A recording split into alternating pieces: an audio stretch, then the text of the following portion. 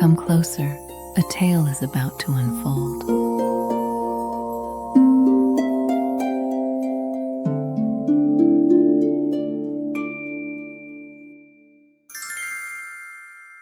Once upon a time there lived a poor woman who would have given everything she owned for a child, but she had none.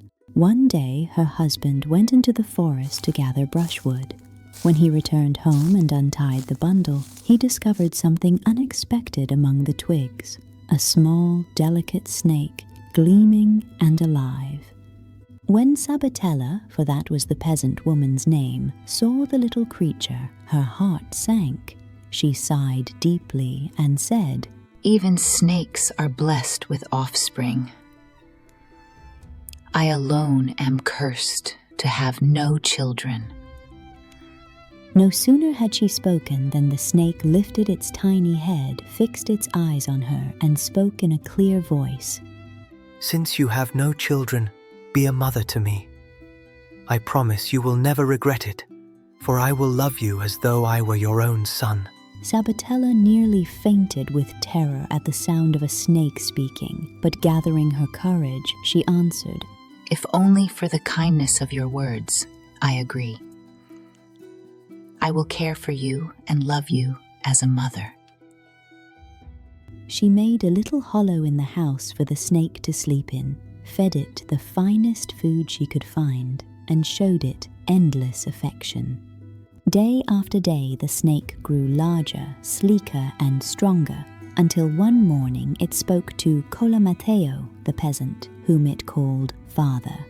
"Dear Papa," it said, "I am now of age, and I wish to marry." "I have no objection." Mateo replied, "I'll find you another snake and arrange a proper match." "Absolutely not. said the snake. That would make us no better than vipers and crawling things. I wish to marry the king's daughter. Go at once to the palace and tell the king that a snake seeks his daughter's hand." Colamateo, being a simple-minded man, went straight to the king and said, "Your Majesty, people say one loses nothing by asking.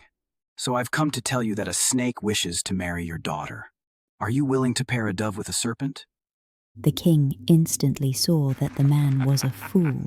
Wanting to be rid of him, he laughed and said, "Go home and tell your snake that if he can turn this palace into ivory, inlaid with gold and silver before noon tomorrow, he may marry my daughter." Laughing heartily, he dismissed the peasant. When Colamateo brought the message back, the snake showed no concern at all. "Tomorrow before sunrise," it said, "go into the forest, gather green herbs, and rub them on the palace threshold.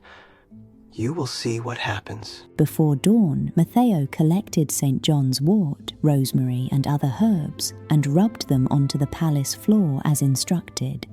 Instantly, the walls turned to ivory, richly inlaid with gold and silver, dazzling all who saw them.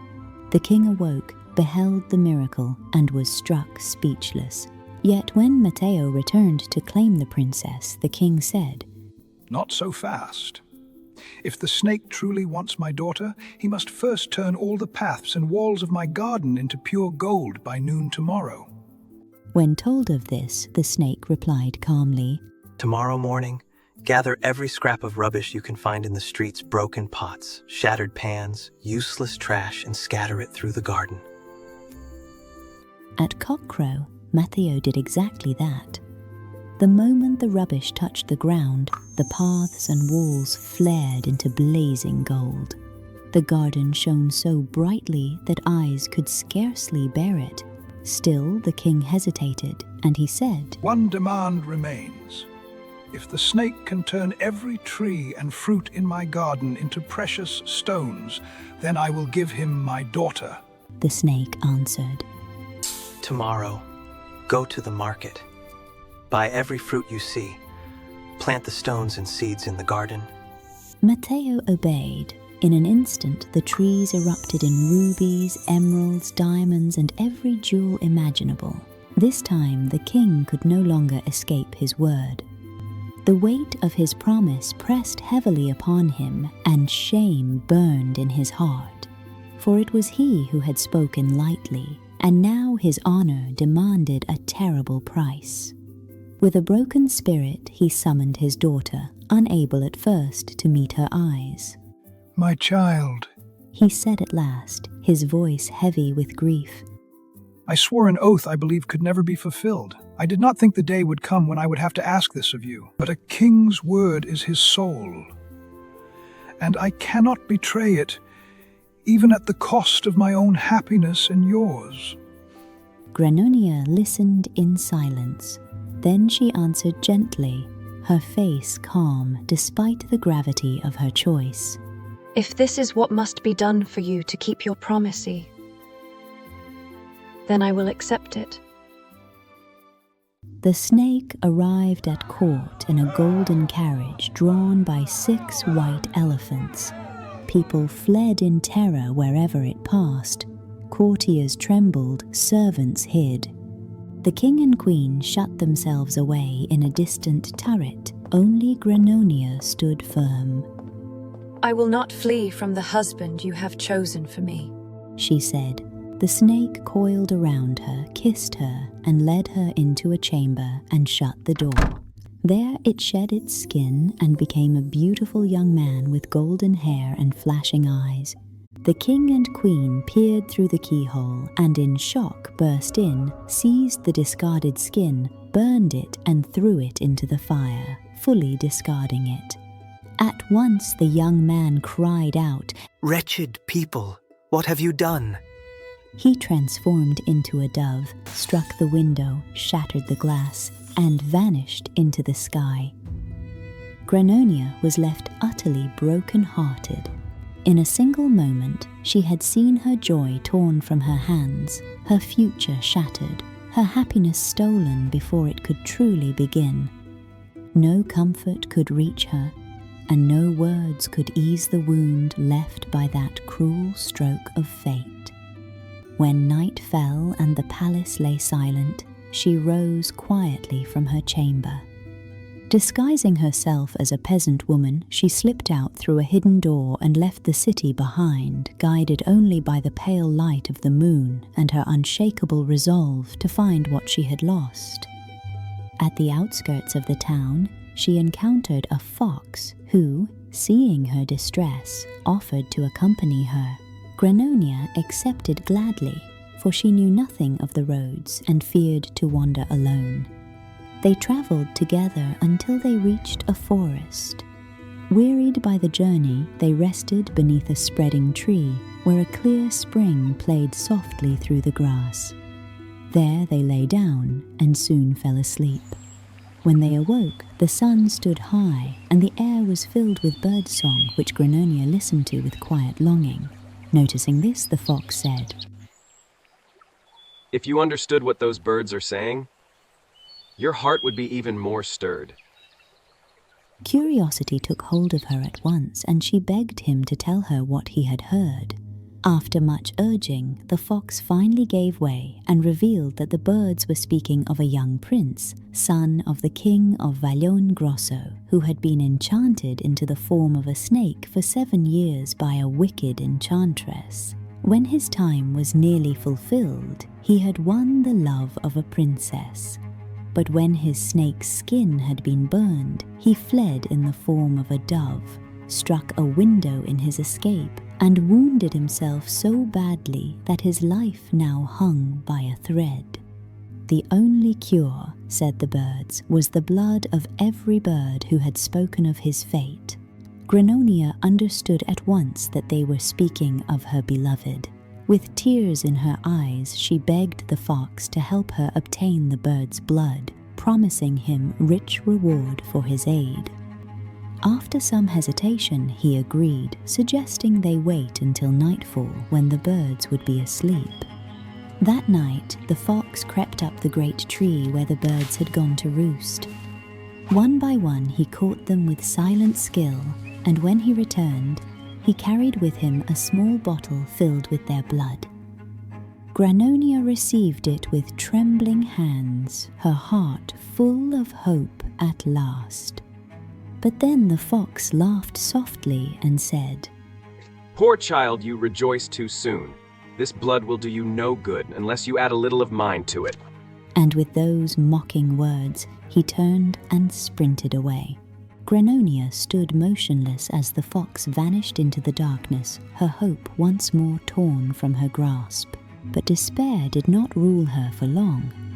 Steadying herself, she called after him with honeyed words and a voice full of seeming humility. Father Fox, She cried. why should you flee from me? You have already done so much for me that I could never forget your kindness. Come back and journey with me a little farther. When we reach the capital, I will present you to the king himself and sell myself as a servant, so that you may be richly rewarded for your help. You would lose nothing and gain much. The fox slowed his pace. Pride stirred within him. It never crossed his mind that a human could outwit a creature famed for cunning. Confident in his cleverness and certain he could slip away again whenever he pleased, he turned back smiling at what he thought was a harmless, grateful girl. But scarcely had he drawn near when Granonia seized a stout stick and struck him sharply upon the head. The fox fell dead where he stood, his cunning brought low by his own arrogance. She took some of his blood, poured it into the bottle with the bird's blood, and without looking back, hurried onward as fast as her feet could carry her toward Vallone Grosso. At last she reached Vallone Grosso and went straight to the royal palace, declaring that she had come to heal the wounded prince. Though astonished that a young woman should attempt what all the physicians had failed to do, the king allowed her to try. The instant she touched the prince's wounded head with the blood, his pain vanished, his strength returned, and the dove's form fell away from him, revealing once more his true human shape, restored to life, to health, and freed forever from the enchantment. Overcome with gratitude, the king promised her his son's hand in marriage. But the prince refused, saying that his heart was already bound by a promise he could not betray. At that, Granonia cast off her disguise and revealed herself. The prince recognized her at once, and joy swept away all sorrow. He told his father who she was and all she had done for his sake. Then the king and queen of Starza Longa were invited to the court, and a great wedding was held. And so it was proven once more that there is no truer seasoning for the happiness of faithful love than the trials it has endured. The Enchanted Snake is an unusually rich fairy tale, packing many story paths into one. It begins with a speaking serpent in a poor peasant's home, unfolds into golden palaces and royal trials, and then shifts again into a wandering tale where a princess disguised in peasant clothes ventures through forests beside a cunning fox. What seems at first like several stories is, in truth, a single thread of trial, loss, and faithful love. At its core, the tale is about promises and their consequences. A king's careless, arrogant words bind his daughter to a fate she did not choose, reflecting the heavy expectations placed on women of the time. Granonia is expected to accept a husband she does not know, even believing him to be a serpent, simply to preserve her father's honor. The serpent itself stands as the tale's most potent symbol, love concealed in frightening form, worth judged by appearance, and goodness hidden beneath fear. The story reminds us that what is monstrous is not always evil, and that what is respectable, such as kings and queens, may act with the greatest cruelty when ruled by fear. What gives the tale its lasting power is Granonia's endurance and resolve. When love is stolen from her through the recklessness of others, she does not remain passive. She leaves the palace, disguises herself, and takes her fate into her own hands. In the end, the enchanted snake reminds us that faithful love is not proven by comfort or appearances, but by the trials it survives, and by the courage required to endure them. What did you think of today's story? Let us know in the comments, and don't forget to hit like and subscribe for more tales from around the world. If there's a story you'd love to hear next, share it with us below.